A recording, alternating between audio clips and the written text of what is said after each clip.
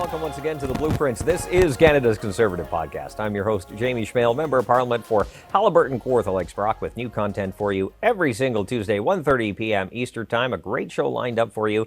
It's something you're probably not hearing about in the mainstream media, so we ask that you like, comment, subscribe, share this program. Together, we can push back against the ever-moving Liberal agenda. And of course, if you can't watch the entire episode right now and you want to listen to it later on, download it on platforms like CastBox, iTunes, Google Play, Spotify, you name it. It is out there. That's what we do. So, as I mentioned, a great show lined up for you today. We're going to talk about some Indigenous issues. And of course, the Parliamentary Budget Officer came out recently with a pretty scathing report saying that the government is spending more than ever, but their results just aren't keeping track with that spending. So, to talk about that, we have Gary Vidal. He's the Member of Parliament for Desnethé, Missinippi, Churchill River, and beautiful province of Saskatchewan. Did I get that right? Pretty close, James. Pretty close. Okay. Yeah. He's also the critic for Crown-Indigenous relations, and right beside him is Martin Shields from Bow River in Alberta, beautiful part of the country. He is the deputy critic for Indigenous Services. Welcome, gentlemen. Thank you. Thanks, Jamie. All right, Gary, you're the accountant, and I promise we'll keep it light. He is an accountant, folks. Do forgive him. Now, the Parliamentary Budget Officer does talk about the government, and of course, they separated the Indigenous departments from Northern Affairs into two separate ones, Crown-Indigenous Relations and Indigenous Services. But the Parliamentary Budget Officer took a peek at the books and came back with some pretty interesting results. Yeah, they did.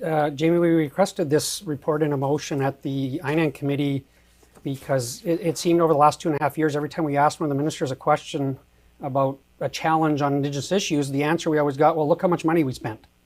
And so we always came back with, okay, but what outcomes did we improve by spending this money? And so we asked the Parliamentary Budget Officer to do this study and do this report, and they very willingly did that for us, and then came back with the conclusion that we kind of suspected that with very significant increases in spending, we were not getting the commensurate increases in outcomes or in what they call department results indicators or performance indicators.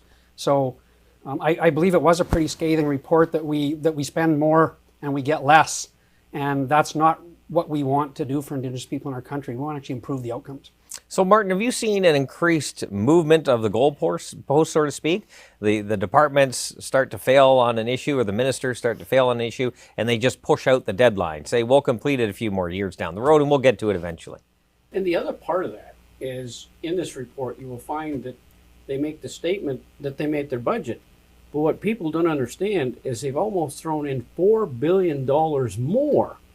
So the government official can say, well, we're within budget, people not realizing they've increased the amount by almost $4 billion. But again, it comes back to Gary's point is they keep pushing the goalposts out, they keep throwing more money in it.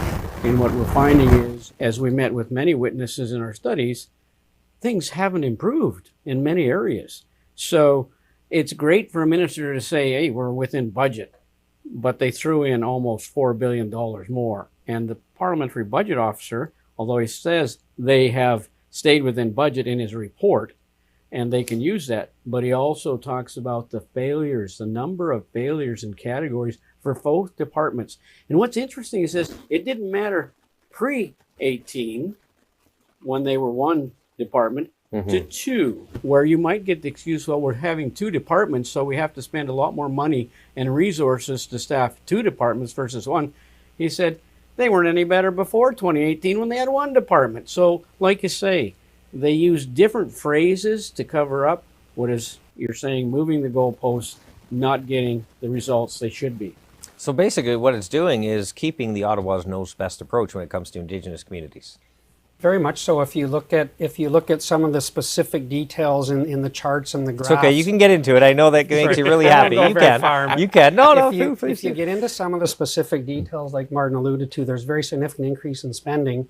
There's also a significant increase in what they call FTEs, or full-time equivalent employment in the departments, right? And I mean, for example, in ISC from 2018 to 2020, that number went up 51%.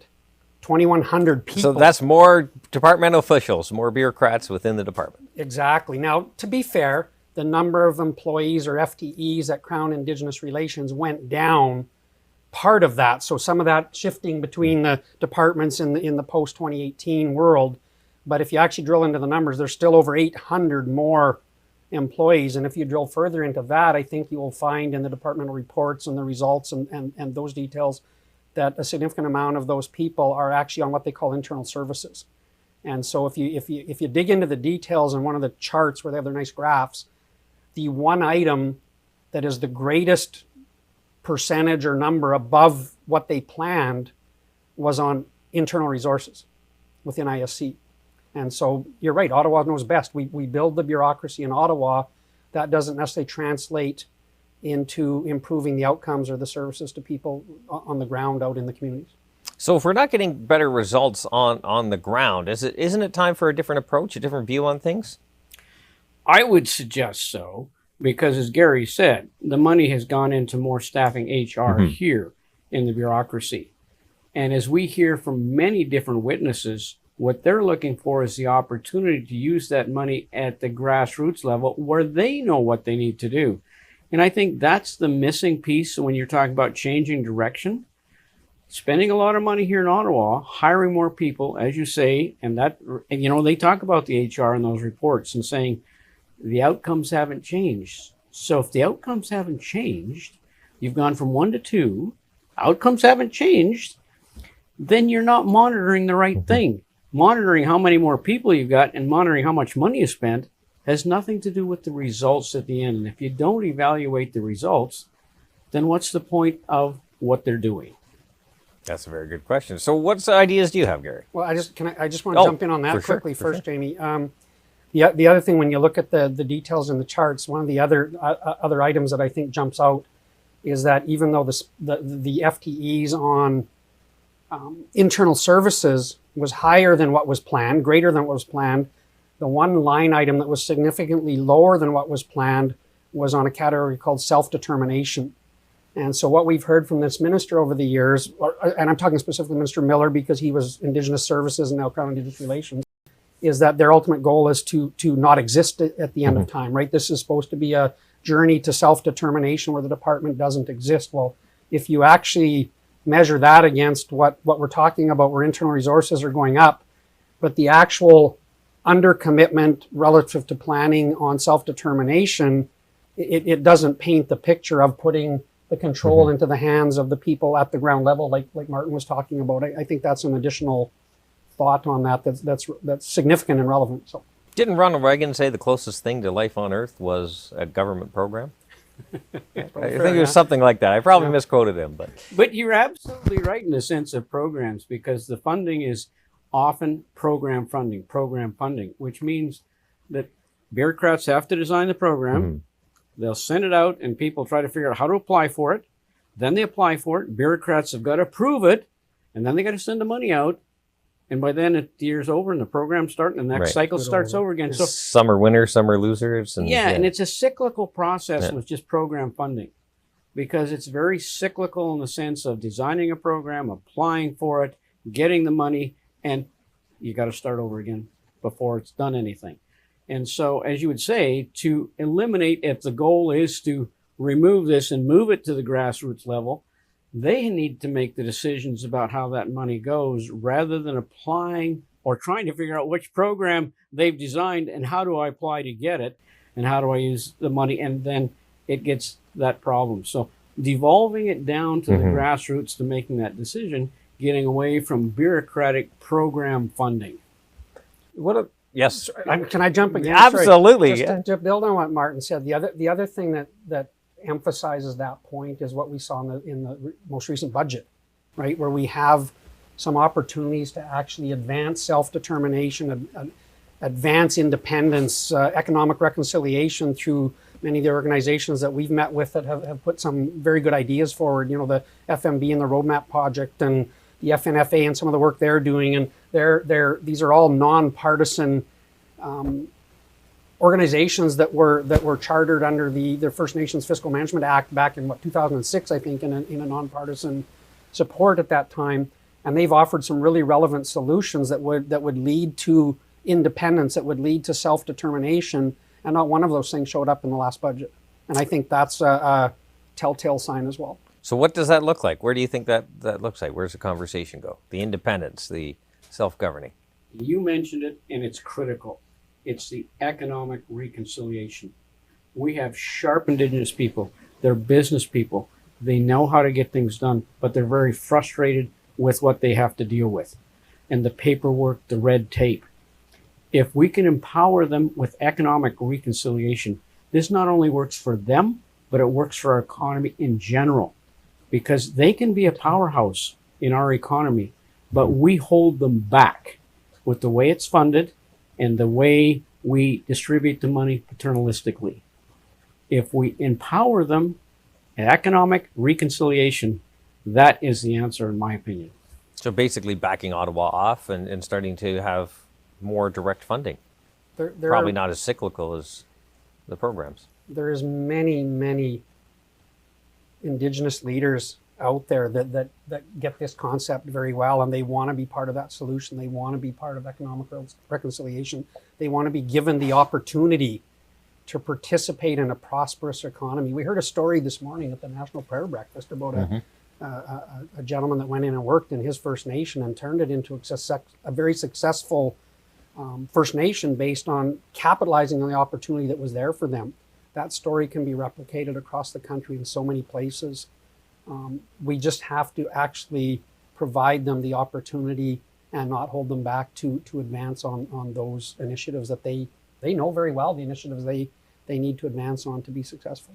And relatively speaking, they have a lot of communities, whether it be First Nations, Métis, Inuit, a lot of their population is young, with people that want to enter the workforce. And that's a key part when we talk about labor shortages all over the country, no matter where you're from. That's a group that has kind of been left out of the conversation, in my opinion. Their age, as you would know in the sense in the studies, the average age of Indigenous is significantly lower in the population. Mm-hmm. The other part that people don't understand, they have an entrepreneurial history in the sense of developing, trading. Their societies were based on the cultures of making things and trading. They understand that concept, but we have kept them from doing it. We need to release that power back, because innately they want to do this. This is something that makes sense to them. But if we keep them in this paternalistic mechanism of funding, it deteriorates into how many people do we have Indigenous in our prison system? That's wrong.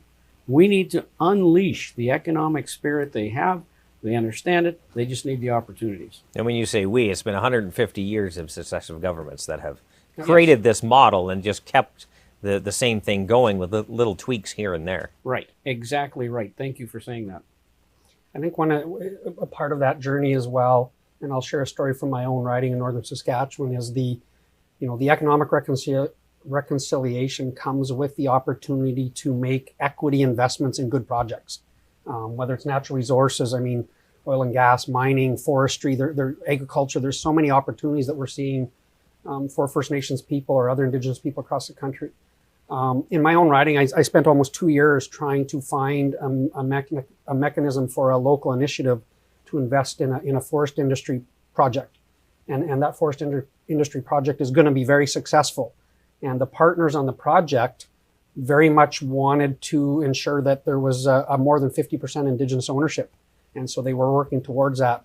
But we went through every hoop and jumped through every, challenge that the government put before us to try to find that equity investment and the opportunity, which would have got paid back so quickly. And in the end, it never happened. Now, it is going to happen, but it's going to happen through a provincial government instead of through the federal government. So fortunately, the project's going to go ahead. Right. But the success of that was going to be years and years and years of future dividends to invest back into the social issues in their communities, right? I think it was like 750 jobs and 12 First Nations included in this project. And millions of dollars of dividends over the years that were going to be invested back into these communities, right? Well, I think that's an ongoing problem with most government programs, and Martin alluded to it as well as you just did. It's getting that square peg into the round hole, trying to figure out, okay, how do I tweak my idea, which I think is amazing, into what the bureaucrats and the government and the politicians think is a good idea, and can I make it work? And if you can't, then you're at a bit of a disadvantage almost. And it's interesting because we met last week with a very successful Indigenous on a nation in his business. And he talked about his business. He's got a store, but he has a huge embroidering business in the store. I mean, there are many machines that they produce stuff for lots of people. He also has a couple of white bison there, which is attraction. But we asked him about his social media platforms, and he says, I don't use them. He says, I use the Moccasin Telegraph. He says, people beat the path to my doorway. I don't need social media. And it was really interesting how successful he's been using the traditional methods of communication. And people find him. They find the store on this Indigenous nation in my riding. And he is very successful. And he understands entrepreneurial.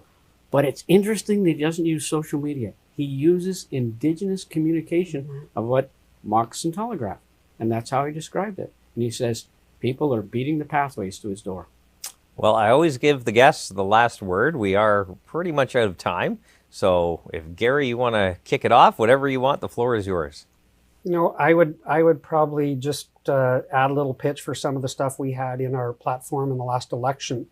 A couple of examples of things. We had a significant component in there about economic development on a regional basis and investing in capacity and regionalizing some of the opportunity to promote economic development in communities, in regions.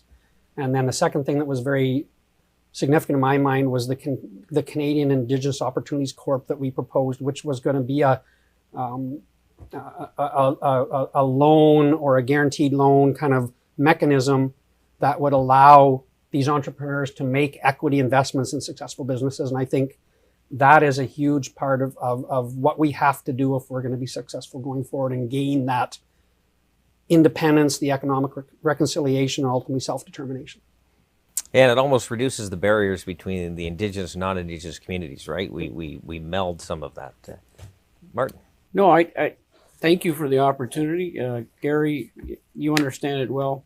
A lot of the information, you can go through the numbers, but it comes down to we have a strong population in our country that needs to be the people making decisions about what works for them.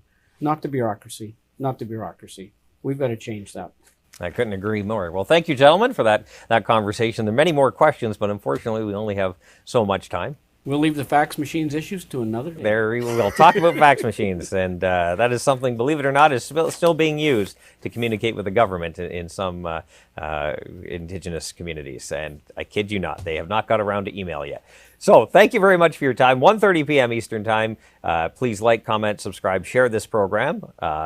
Before I go, I want to thank Gary Vidal from the riding of Desnethé, Missinippi, Churchill River.